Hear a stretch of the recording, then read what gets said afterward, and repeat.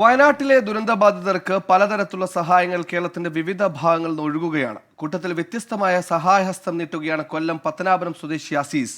ദുരിതബാധിതർക്ക് 100 കട്ടിൽ നിർമ്മിച്ച് നൽകാനാണ് തീരുമാനം.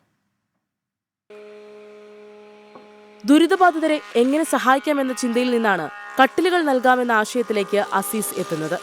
10,000-ലധികം രൂപ വരുന്ന 100-ലധികം കട്ടിലുകളുടെ നിർമ്മാണത്തിലാണ് ഈ മനുഷ്യൻ. ആരോഗ്യ വകുപ്പിൽ നിന്ന് വിരമിച്ച അസീസ് പെൻഷൻ തുകയിൽ നിന്നുൾപ്പെടെ മിച്ചം പിടിച്ച പണത്തിൽ നിന്ന് ഒരു ഭാഗം ഉപയോഗിച്ചാണ് ദുരിതബാധിതർക്ക് സ്നേഹസമ്മാനം നൽകുന്നത്.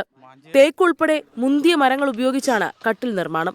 പേരിനൊരു സഹായമല്ലെന്നും കട്ടിലുകളുടെ ഗുണനിലവാരത്തിൽ വിട്ടുവീഴ്ചയില്ലെന്നും അസീസ് അടിവരയിടുന്നു. 10,000 രൂപയുടെ സംഭാവനയായിട്ട് 100 കട്ടിൽ നമ്മൾ ഉടനെ തന്നെ കൊടുക്കണം.